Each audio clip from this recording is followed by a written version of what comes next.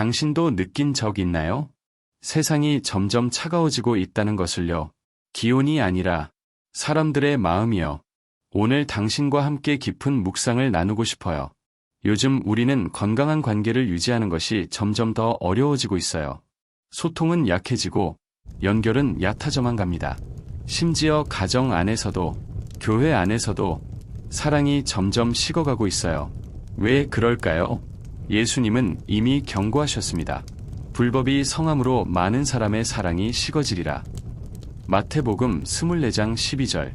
이건 단순한 사회적 문제가 아닙니다. 영적인 현상이에요. 사랑이 식는 것은 마지막 때의 분명한 징조입니다. 하지만 그 원인은 먼저 자라나는 것이 있어야 해요. 바로 불법, 부법, 곧 불의함입니다. 불의함이라는 단어는 일상에서 잘 쓰지 않죠. 하지만 이 단어의 의미를 아는 것이 정말 중요합니다. 불의함이란 하나님의 말씀과 계명을 무시하거나 거부하는 삶의 태도예요. 그분의 법이 더 이상 중요하지 않다고 여기는 순간, 사랑은 우리 마음에서 서서히 떠나기 시작합니다. 공감은 사라지고 차가운 태도가 스며들며 생명을 주어야 할 인간관계는 고통의 근원이 됩니다. 그래서 요즘 자녀들이 부모를 사랑하지 않고 타인의 아픔에 무관심하며 심지어 교회 안에서도 마음이 닫혀있는 모습을 보게 되는 겁니다. 하지만 하나님은 우리를 그렇게 살라고 부르지 않으셨어요. 분명한 길이 있습니다.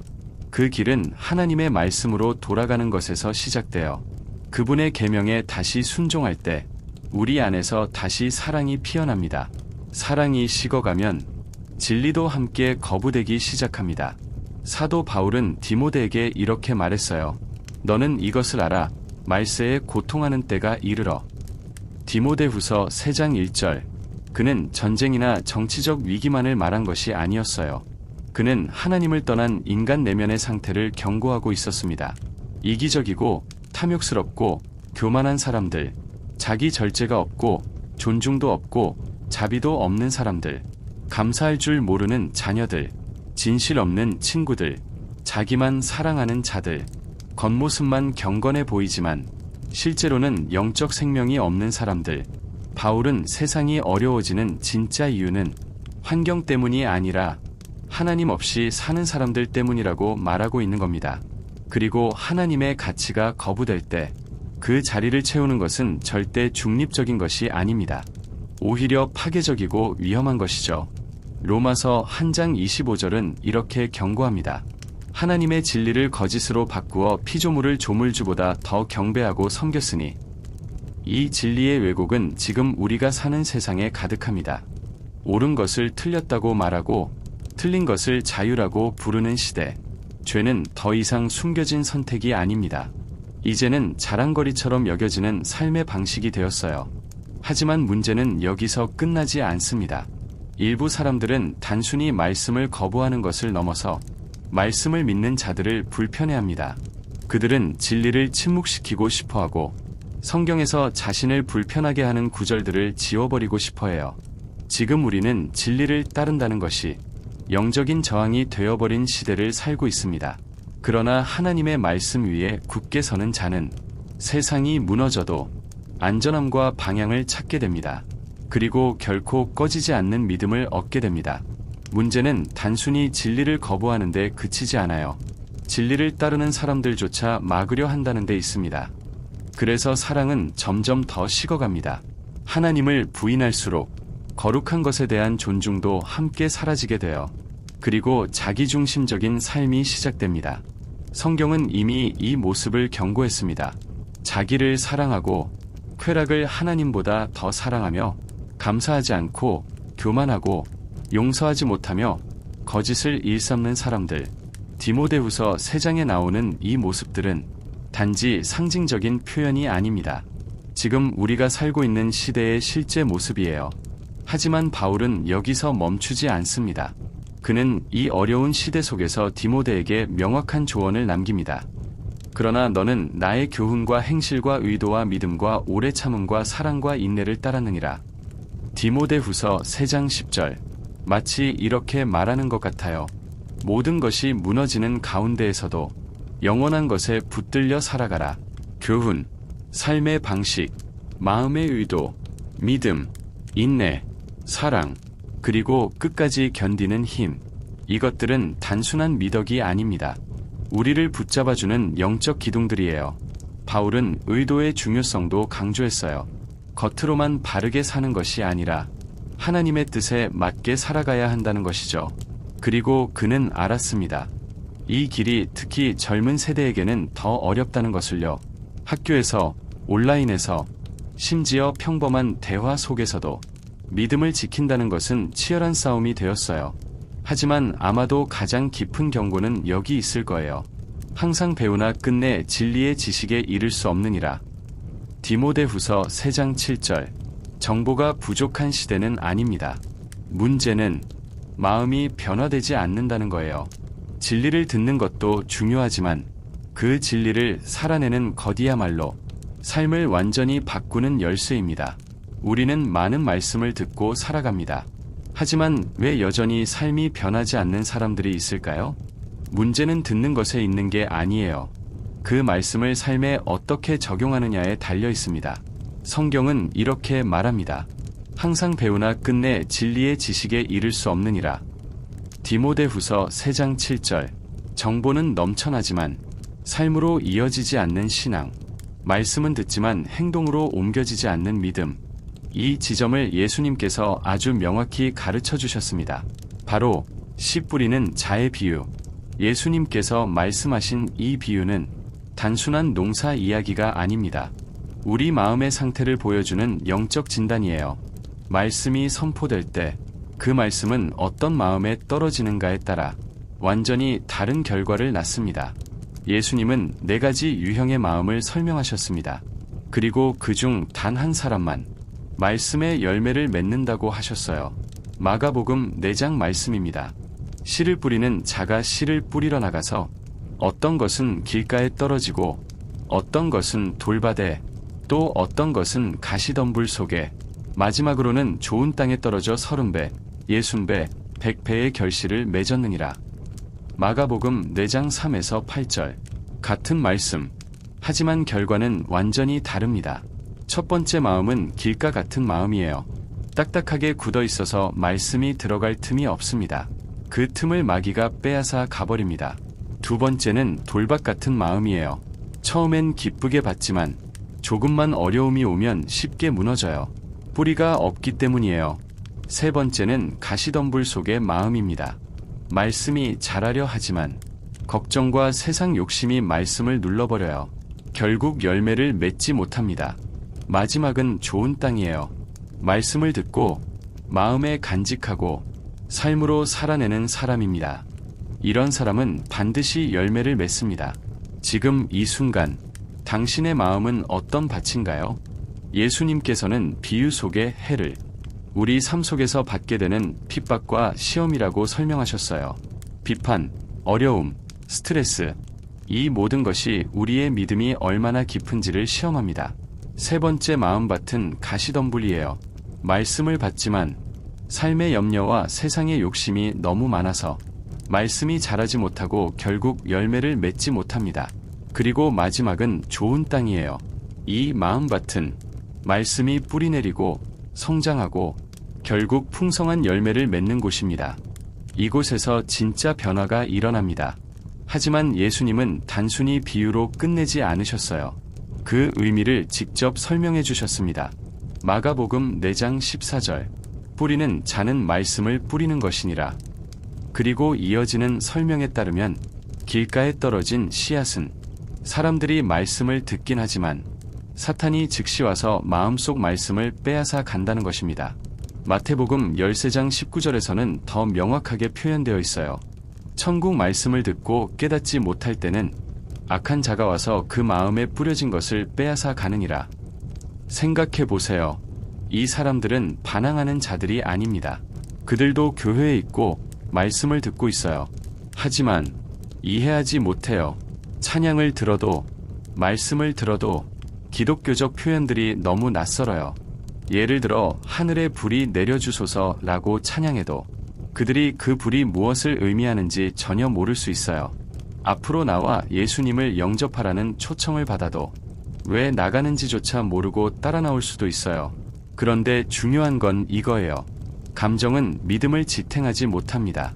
이해가 믿음을 자라게 합니다. 그래서 우리는 더욱 분명하게 말해야 해요. 모든 사람이 성경에 익숙하다고 가정하지 마세요. 모두가 찬양의 의미를 안다고 생각하지 마세요. 말씀이 이해되지 않으면 마음에 뿌리 내릴 수 없습니다. 뿌리를 내리지 못하면 열매를 맺기도 전에 그 말씀은 사라져버립니다. 예수님은 이렇게 말씀하셨어요. 어쩌면 당신도 여기에 해당할 수 있습니다. 성경을 읽어보려 해도 도무지 무슨 말인지 모르겠고 설교를 들어도 마음속에서 이게 무슨 뜻이지? 라고 생각하는 그런 사람들에 대해서 성경은 말합니다. 사탄이 와서 그 마음에 뿌려진 말씀을 빼앗아 간다. 이들은 교회에 출석할 수는 있어요. 몸은 예배당에 있지만 영적으로는 말씀과 연결되지 못하는 상태죠. 하지만 중요한 건 그렇다고 포기해서는 안 된다는 것입니다. 계속 나와야 해요. 계속 듣고 계속 찾고 그러면 반드시 누군가는 그들에게 맞는 언어로 말씀을 전할 것입니다. 이건 교회만의 문제가 아니에요.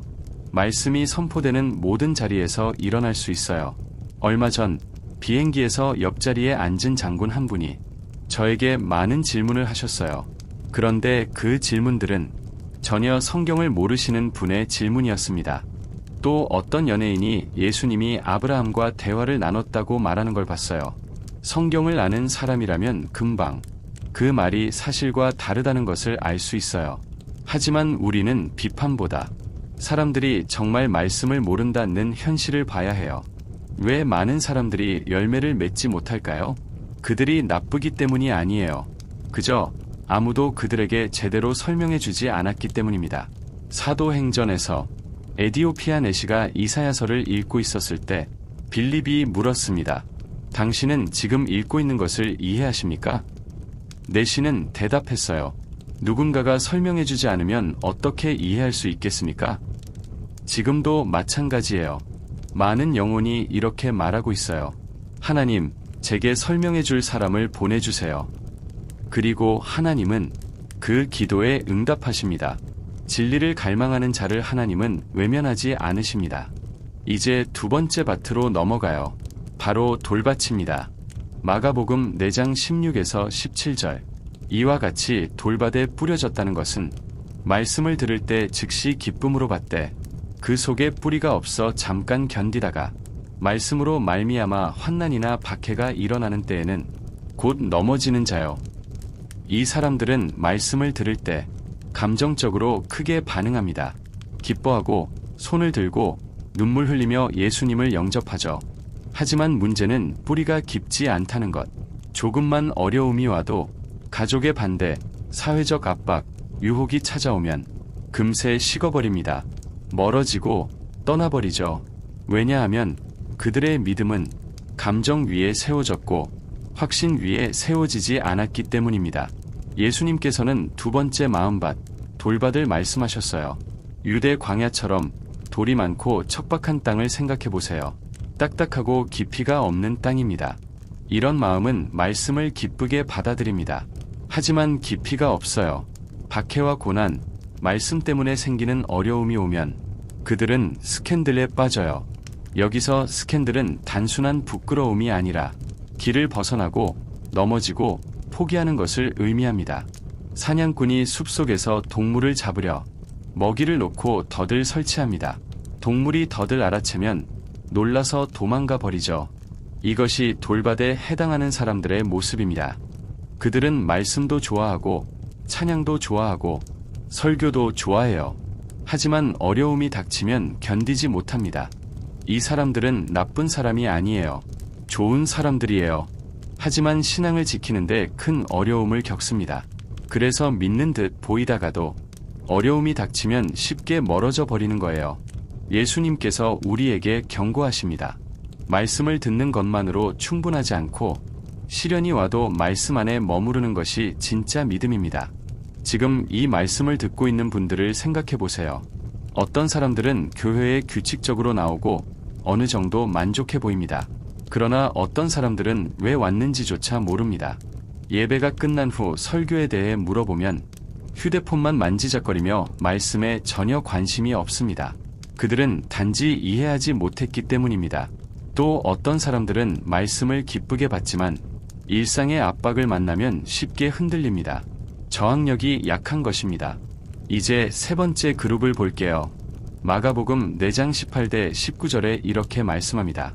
어떤 씨는 가시덤불 사이에 뿌려졌는데 말씀을 듣지만 세상의 염려와 재물의 유혹 그리고 다른 욕심들이 말씀을 눌러 열매를 맺지 못하게 합니다. 이 사람들은 교회를 떠나지 않고 계속 나옵니다. 말씀을 이해하고 예배를 좋아하며 참여합니다. 하지만 열매를 맺지 못합니다. 왜 그럴까요? 이해는 있어도 헌신이 부족하기 때문입니다. 중요한 것은 지식의 양이 아닙니다. 얼마나 진심으로 하나님께 속해 있느냐가 중요합니다. 니고데모는 베드로보다 율법을 더 많이 알았습니다. 하지만 베드로는 니고데모보다 하나님께 더 깊이 헌신했습니다. 둘 중 하나를 선택해야 한다면 헌신을 택하세요. 저는 오노플의 형제를 알았습니다. 그를 거의 읽지 못하는 사람이었지만 그의 하나님에 대한 헌신과 진심은 사람들이 그를 듣기 위해 줄을 서게 만들었습니다. 가시밭 땅에 뿌려진 씨는 죽지 않습니다. 그저 열매를 맺지 못할 뿐입니다. 성경은 분명히 말합니다. 열매 맺지 못하는 나무는 잘려 불에 던져진다고. 당신은 지금 편안한 자리에서 당신의 필요와 욕망, 걱정을 이해받고 있을지도 모릅니다. 하지만 질문은 남습니다. 당신은 열매를 맺고 있습니까? 삶이 무겁다는 것을 압니다. 계산서가 쌓이고 걱정은 끊이지 않습니다. 하지만 당신의 믿음은 조금 더 자랄 수 있습니다. 조금만 더 당신이 섬기는 하나님은 전능하신 분이라는 것을 이해할 수 있도록 크고 위대한 일뿐만 아니라 작은 일까지도 돌보시는 분입니다. 얼마 전 아침에 소파에 흰개미가 가득한 것을 발견했습니다. 진짜로 200마리쯤 되었어요. 그들이 퍼질까 걱정되었죠. 그래서 소파를 밖으로 내놓고 누군가가 이 문제를 해결해 줄 사람이 필요하다고 생각했습니다. 그 지역에 해충 방제 업체를 몰랐는데 하나님께서 내 길에 사람을 보내셨습니다. 커피숍에서 만난 사람이 해충 방제 업체 주인이었고 견적을 주며 문제를 해결해 주었어요. 이 일을 통해 생각하게 되었습니다. 하나님은 우리 삶의 세세한 부분까지 돌보십니다. 우리에게 큰 일뿐 아니라 작은 문제까지도 관심을 가지고 계십니다. 이제 말씀으로 돌아가서 교회에 나오지만 열매를 맺지 못하는 사람이 있습니다. 누군가를 알고 있나요? 가끔씩 와서 이곳을 좋아하지만 진심으로 헌신하지 않는 사람들, 기본도 모르는 사람도 있습니다. 얼마 전 아브라함서 3장 7절을 펴달라고 했는데 어떤 사람이 여긴 그런 게 없다라고 말했습니다. 상상할 수 있나요? 아무것도 모르는 사람들이 있습니다. 더 나쁜 것은 알고도 살지 않는 사람들이 있다는 것입니다. 모르는 것을 인정하는 사람이 이미 배움의 길에 들어선 이유를 아십니까? 자신의 한계를 인정하는 것이 성장의 첫걸음이기 때문입니다. 이제 비유의 마지막 그룹을 보겠습니다. 마가복음 4장 20절은 이렇게 말합니다. 어떤 씨는 좋은 땅에 떨어져 말씀을 듣고 받아들여서 30배, 60배, 100배의 열매를 맺었습니다. 이 그룹은 말씀을 삶과 행동으로 바꾸어 열매를 맺는 사람들입니다. 교회를 4개의 의자로 나눈다면 한 의자는 씨를 빼앗는 새, 이해하지 못하는 사람, 다른 하나는 돌밭, 압박에 견디지 못하는 사람, 세 번째는 가시덤불밭, 세상의 염려에 마음이 산란한 사람, 네 번째는 좋은 땅, 열매 맺는 사람들입니다. 4명 중 1명은 굳건히 서 있지만 나머지 3명은 돌봄이 필요합니다. 예수님은 우리에게 도전을 주셨습니다. 그 3사람을 돌보는 일입니다. 그러기 위해서는 좋은 땅에 있는 사람들의 도움이 필요합니다. 혼자서는 할 수 없습니다. 당신은 어떤 의자에 앉아 있나요? 다른 교회에서 온 사람이 있나요? 손을 들어보세요. 여기서 회심한 사람 있나요? 손을 들어보세요. 손을 들지 못했다 해도 괜찮습니다. 중요한 것은 자신을 돌아보고 내가 누구인지 아는 것입니다. 예수님이 다시 오십니다. 우리는 지혜롭게 행동하여 길을 준비해야 합니다. 그분은 길 잃은 자들에게 나타나십니다. 예상치 못한 곳에서, 심지어 이집트에서도 이제 힘을 모을 때입니다. 아직 이해하지 못한 사람들을 위해, 싸우는 사람들을 위해, 그리고 이미 열매 맺는 사람들을 위해, 오늘은 많은 사람들의 삶을 억누르는 가시들을 제거하는 데 함께하자는 초대입니다. 물질적인 것이 중요하지만 하나님의 나라가 그 모든 것보다 크다는 것을 이해하는 시간입니다. 우리가 섬기는 하나님은 모든 것을 공급하십니다. 아멘. 그분은 믿음에 굳게 설 수 없는 이들이 겪는 핍박을 이길 힘을 주십니다. 그리고 우리에게 지혜로운 방법도 주셔서 모든 사람에게 말씀을 전할 수 있도록 인도하십니다. 성경은 분명히 말합니다. 하나님은 아무도 잃기를 원하지 않으시며 우리가 행동해야 한다고. 그러니 지금 당장 불의를 줄이고 죄를 상대화하는 것을 멈춰야 합니다. 어쩔 수 없다, 그냥 그렇다는 말은 없습니다. 변화할 수 없다는 변명도 통하지 않습니다. 그러나 진정한 변화의 방법은 사랑뿐입니다. 서로의 행동에 동의하지 않더라도 사랑은 마음을 움직이고 변화시킵니다. 세상은 복음을 필요로 합니다. 그리고 가장 중요한 것은 바로 당신의 세상입니다. 다른 사람이 당신의 이웃, 직장 동료, 친구에게 복음을 전하지 않습니다. 당신이 바로 그 빛을 전할 사람입니다. 일어나 내 의자 내 그룹을 생각해 보세요. 우리의 사명은 복음을 모든 사람에게 전하는 것입니다. 이해하지 못하는 이들에게, 핍박받는 이들에게, 세상의 염려에 눌린 이들에게, 그리고 열매 맺는 이들에게, 오늘 당신이 이내 그룹 중 어디에 있든 다른 사람들을 돌볼 준비를 하세요. 혼자서는 할 수 없습니다. 생산성만 걱정하지 마세요. 달란트의 비유에서 알 수 있듯이 생산성은 능력과 헌신에서 나옵니다. 스스로를 준비시키고 믿음을 굳건히 하며 하나님께서 당신을 통해 이루실 변화를 이루세요. 이제 묻겠습니다. 이 말씀 중에서 당신의 마음을 가장 깊이 움직인 것은 무엇인가요? 댓글로 남겨 함께 나눠주세요. 마지막으로 함께 기도합시다. 전능하신 하나님, 우리의 마음과 생각을 새롭게 하소서. 우리 믿음을 억누르는 가시들을 제거할 힘을 주소서. 감동시키고 변화시키는 사랑으로 우리를 채우소서. 우리 세상의 빛이 되어 굳건하고 인내하며 서게 하소서. 성령님께서 우리를 새롭게 하시고 하나님께서 주신 사명을 이루게 하소서. 예수님의 이름으로 기도합니다. 아멘.